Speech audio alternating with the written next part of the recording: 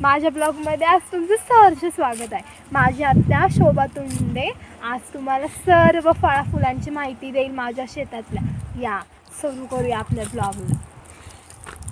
नमस्कार मंडळी, हे बघा, हे आहे कढीपत्त्याचं झाड। हे आम्ही छोटंसं लावलं होतं आमच्या इथं। आता केवढं मोठं झालं बघा, किती सुंदर पानं आले बघा। आणि हे आहे आमच्या लिंबाचं झाड, जे आपण लिंबू सरबत बनवतो त्या लिंबाचं झाड बघा, केवढं मोठं झालं बघा। खूप लिंब लागतात पण आता नाही येत, त्याला पावसाळ्यामध्ये लागतील।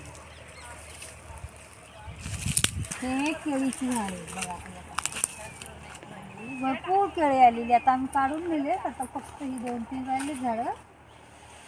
त्याला काय आता केळी वगैरे नाही आहे, पण आता लागतील थोड्या दिवसात। खूप केळी लागतात, आम्ही विकत नाही केळी, आम्ही घरीच भरपूर खातो केळी त्या झाडांची।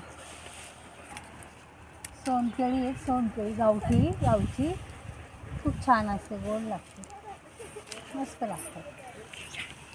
त्याच्यानंतर हे आमचे छोटंसं झाड आहे, अजून छोटं आहे ते, केसर हापूस आहे, केसर हापूस बघा, अजून पिकलं नाही, कच्चा आहे। भरपूर आंबे आलेले पण ते गळून गेले पावसाने, आता 4च राहिले। खूप गोड असतात, सुंदर लागतात।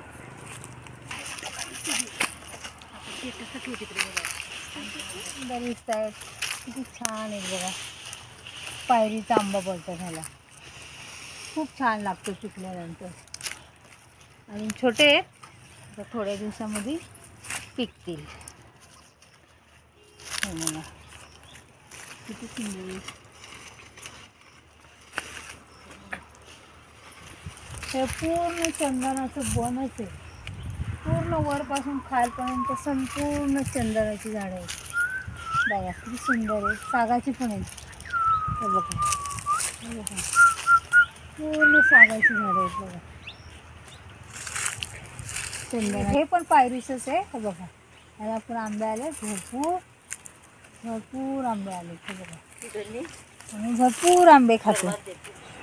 आता आपलं सगळं शेत पाहून झालेलं आहे। आता आपण जाऊयात, हा छोटासा रस्ता जो दिसतोय ना, तो जाणारा आहे लवासा सिटीकडे। लवासा सिटी ही खूप प्रसिद्ध सिटी आहे आमच्या इकडे, आणि या सिटीमध्ये खूप काही फिरण्यासारखं आहे। पावसाळ्यामध्ये तुम्ही एकदा येऊन तर पहा, खूप मजा येईल।